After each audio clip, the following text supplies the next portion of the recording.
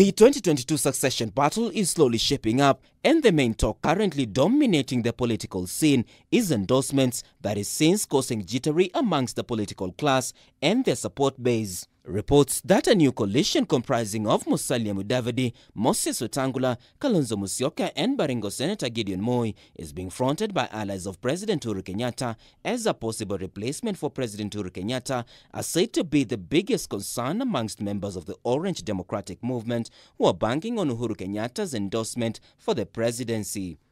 Perhaps each and every individual need to go out there, endear to the people and tell them what we can tell them, what we can do for them, and then see whether they're eligible for they can be elected based on either campaigns or what they're promising the people.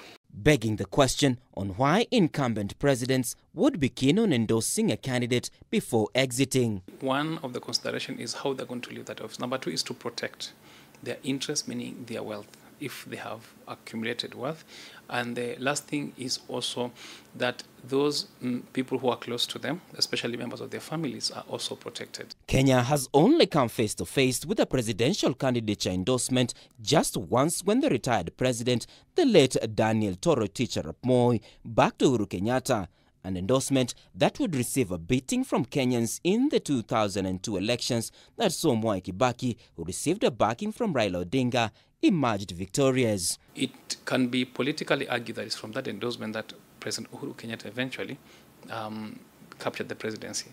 That is one way of looking at it. The other way of looking at it is that he could not capture the presidency immediately, even after that endorsement, on account of the fact that the person who endorsed him was unpopular at that time. For the candidate receiving a backing, with it comes a fully state machinery and instances where the candidate gets facilitated in the campaign. This scenario painting a picture of why Odinga, Gideon Moi, Kalonzo Musyoka and Musalia Mudavadi are all angling towards seeking President Kenyatta's hand as the country heads to the 2022 elections. If the president endorses a certain candidate, immediately the state machinery moves in that direction to respond in terms of being responsive to what the president has directed. Analysts, however, are stepping over themselves as to whether President Uhuru Kenyatta needs to endorse someone to take over from him when his term comes to an end in 2022 and its implication to the current formation built up in regards to the handshake. If it's even perceived, and politics about perception, if it's even perceived that is supporting this group and they seem to be having an affinity over them, over the rest of the people, that will be the beginning of the break.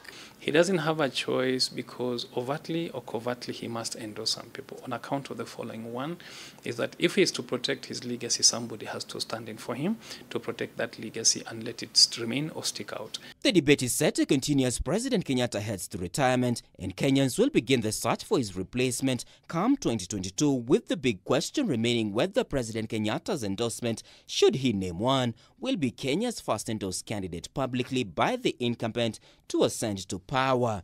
What everybody is looking at is the president going to play the succession politics well, or is he going to mess it up? It is up to the president. He can mess it up or he can build it up. Martin Opio, K24 TV.